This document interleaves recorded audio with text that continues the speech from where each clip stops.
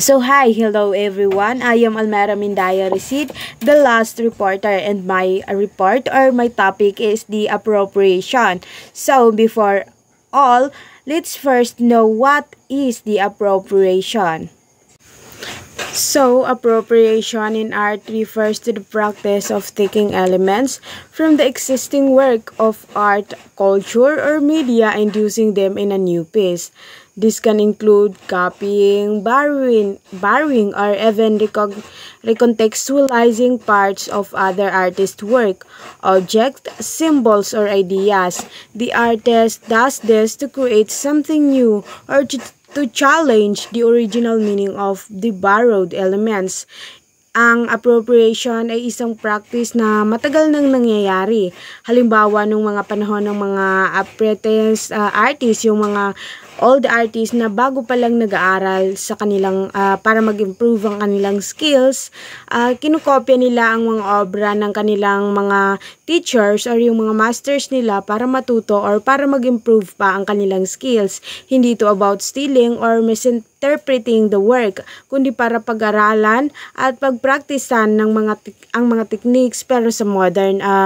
Pero sa modern appropriation, hindi lang basta kinokopya ang work, kundi tinatanggal at ginagamit ang mga elements ng ibang artwork at ini-integrate ito sa sarili nilang obra. Ang sinasabi nila is parang naging mali yung labas ng appropriation, kasi yung iba is kinukuha nila yung pagmamayari ng iba at pinapangalan ito sa sarili nila, which is mali kasi nahuhulog ito sa plagiarism.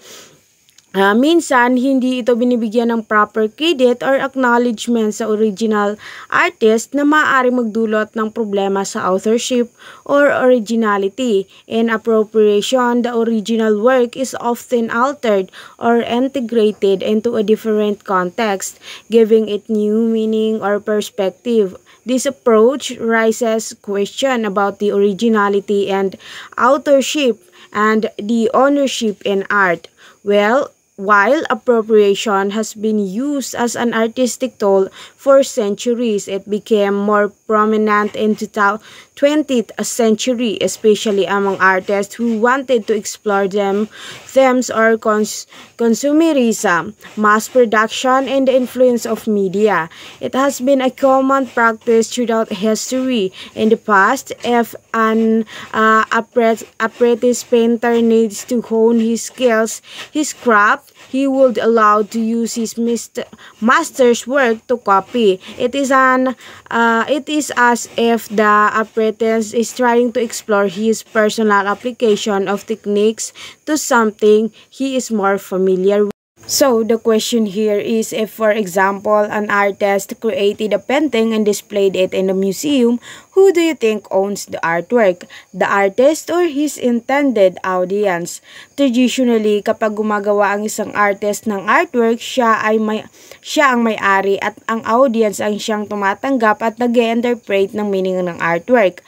Pero in the modern world, may mga artist, especially yung mga appropriation artist, na nagsasabi na hindi lang ang artist ang may-ari. Kasama rin dito ang audience dahil sa kanilang sariling interpretasyon ng artwork. Parang ang meaning ng art ay co-create ng artist ang viewer. Kaya nagtatanong kung sino nga ba ang may-ari ng artwork, ang artist nga ba or ang audience. Pero sa maraming pag-aaral, nalaman ng ang may-ari talaga ay ang artist, kasi ang audience ay nag-interpret lang ng gawa ng artist, which is ang artist naman ang first na audience ng kanyang sariling gawa or sa kanyang sariling likha. So now we are moving forward to the appropriation versus forgery. Dito ay medyo malabo ang linya ng appropriation at forgery.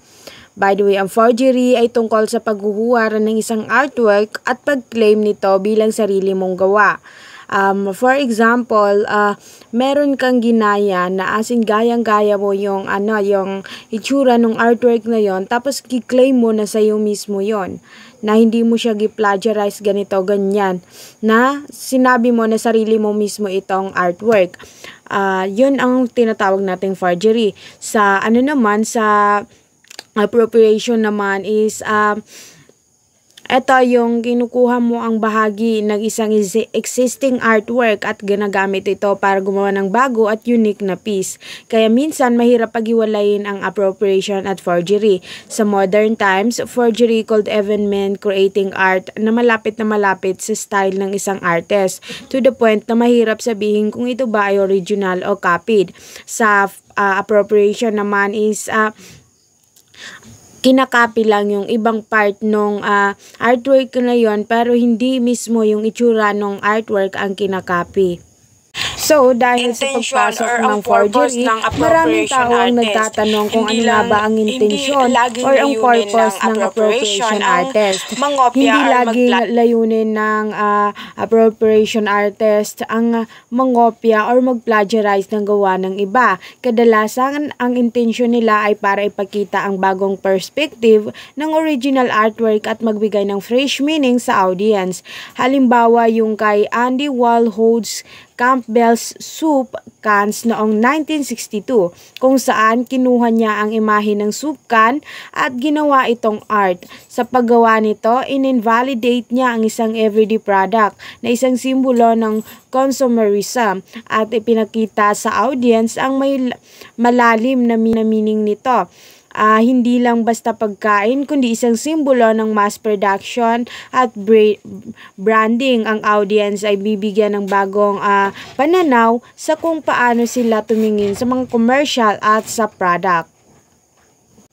So, nabigyang linaw sa atin ng topic na ito kung sino nga ba ang totoong may-ari ng sinabing artwork or ng masterpiece.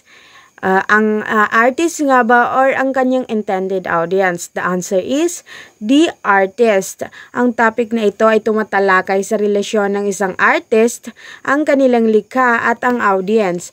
Habang ang artist ay madalas na unang audience ng kanilang gawa, layunin na lang makipag-ugnayan at magbigay ng karanasan sa ibang tao na maaaring magdulot ng emosyonal o intelektual na reaksyon sa paglipas ng panahon.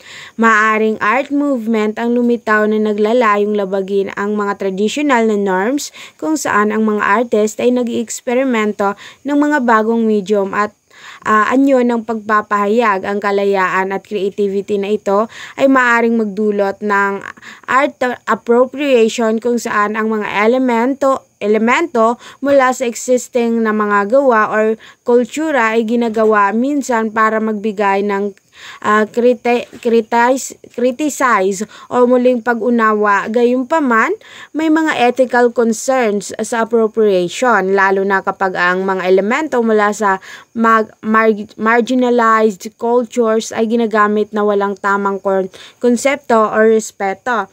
Ang hangganan sa pagitan ng appropriation at forgery ay isang debate kung saan ang forgery ay isang hindi ethical na panggagaya na may layuning magpanggap, samantalang ang appropriation ay kadalasang isang transformation or critical na aksyon. Sa huli, ang pag-uusbong ng sining ay patuloy na nagdudulot ng mga tanong tungkol sa originalidad or originality, creativity at ownership ng mga idea.